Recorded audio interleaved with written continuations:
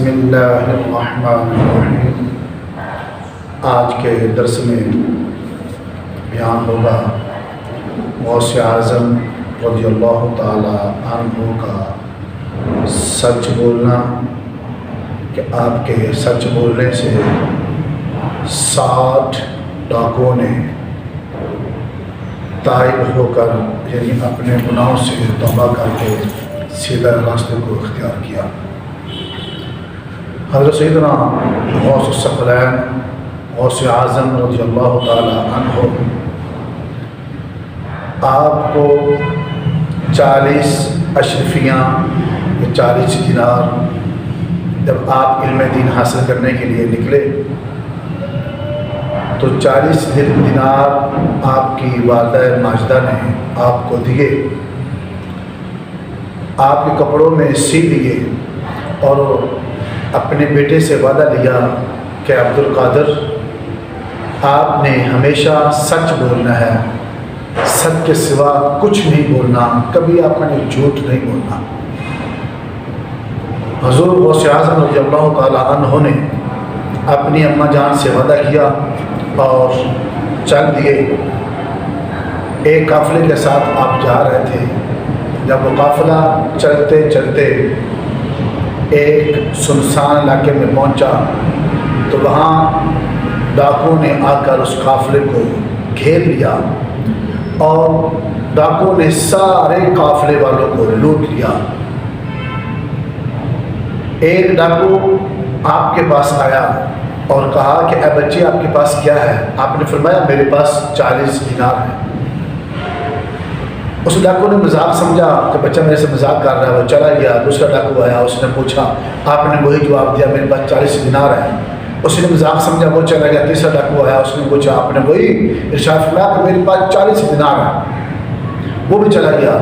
جب ڈاکو نے سارے قافلے کو لوٹ لیا اور لوٹ کر سارا مال اپنے سردار کے پاس پہنچایا اور پہنچے خود، تو سردار نے کہا کہ کوئی بچہ تو نہیں، سب کو لوٹ لیا ہے؟ تو سب نے کہا جی ہم نے سب کو لوٹ لیا ہے، کسی کو نہیں چھوڑا۔ تو ان میں سے ایک ڈاکو بولا کہ اے سردار ایک بچے کو ہم نے نہیں لوٹا۔ سردار نے پوچھا کیوں نہیں لوٹا؟ کہا کہ وہ بچہ تھا، ہم سے مذاق کر رہا تھا۔ ڈاکو نے کہا کہ میں نے اس سے پوچھا کہ تیرے پاس کیا چیز ہے؟ اس نے کہا کہ میرے پاس 40 دینار ہے، تو میں نے مذاق سمجھتے ہوئے اس کو چھوڑ دیا۔ دوسرے نے بھی کہا کہ میں نے مجھ سے پوچھا لیکن مذاق سمجھتے ہوئے چھوڑ دیا۔ تیسرے نے کہا کہ میں نے اس سے پوچھا، اس نے مجھے یہی جواب دیا کہ 40 دینار، لیکن میں نے مذاق سمجھتے ہوئے اس کو چھوڑ دیا۔ تو سردار نے کہا کہ اس بچوں کو میرے سامنے لے کر آؤ، میرے سامنے پیش کرو۔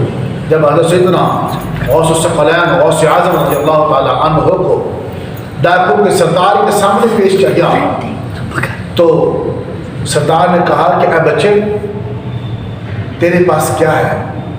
آپ نے فرمایا کہ میرے پاس 40 دینار ہیں۔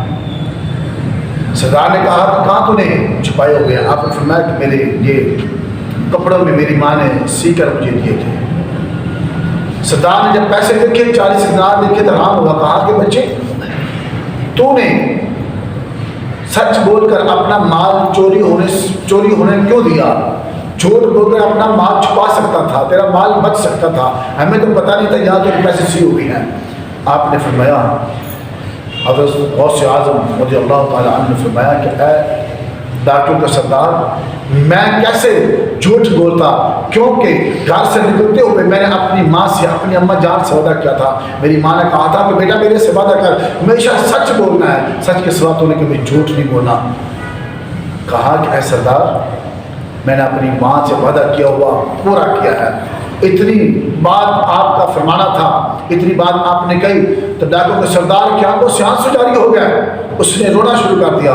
اس نے کہا ہائے افسوس، بہت افسوس، یہ ایک ننھا منا بچہ اپنی ماں سے کیا وعدہ نہیں توڑ سکتا، تو میں نے اپنے مالک کا وعدہ توڑ دیا۔ اتنے سالوں سے میں نے اپنے مالک کا وعدہ توڑ دیا۔ اور اس وقت اس نے اپنے ساتھیوں سمیت 60 ڈاکوؤں نے اور ان کا سردار سمیت 60 ڈاکوؤں نے حضرت سیدنا غوث الثقلین رضی اللہ تعالیٰ عنہ کے ہاتھ پر طائب ہوئے اور صحیح معنوں میں زندگی گزارنے لگے، اور جتنا مال قافلے والوں کا لوٹا تھا وہ سارا کا سارا انہیں واپس کر دیا۔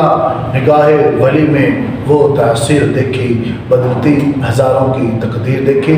ذاکر محترم، آخر میں ایک بات کرنا چاہتا ہوں کہ آج ہم اپنی اولاد کو خود جھوٹ سکھاتی ہیں۔ ہمارے تو بزرگ، ان کی مائیں اپنے بچوں کو جھوٹ سے منع کرتی تھی، لیکن آج خود والدین اپنی اولاد کو جھوٹ سکھاتی ہیں۔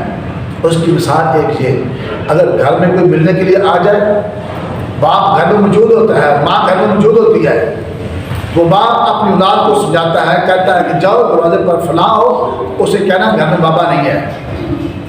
وہ بچے کے ذہن میں، وہ بچہ چھوٹا سا ذہن اس کے ذہن میں ہم جھوٹ خود ڈال رہے ہیں۔ اور دوسری بات، آج کل تو یہ موبائل عام ہو گیا ہے، اس موبائل کے فتنے نے ہمیں اتنا جھوٹ پہ اکسا دیا ہے کہ ہم اتنا جھوٹ بولتی ہیں۔ کسی سے ہم نے ملاقات کا وعدہ کیا ہوتا ہے، کسی سے ہم نے ملنے کا ٹائم لیا ہوتا ہے، لیکن وہ ملنے والا انتظار کر رہا ہوتا ہے، بھائی کہاں پہنچی ہو، ابھی میں یہاں ہوں، 5 منٹ میں، 2 منٹ میں، 1 منٹ میں۔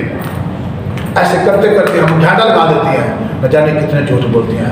اللہ رب العالمین کی بارگاہ میں دعا ہے کہ ہمیں جھوٹ بولنے سے بچنے کی توفیق عطا فرمائے اور سچوں کے ساتھ رہنے کی توفیق عطا فرمائے۔ وما علینا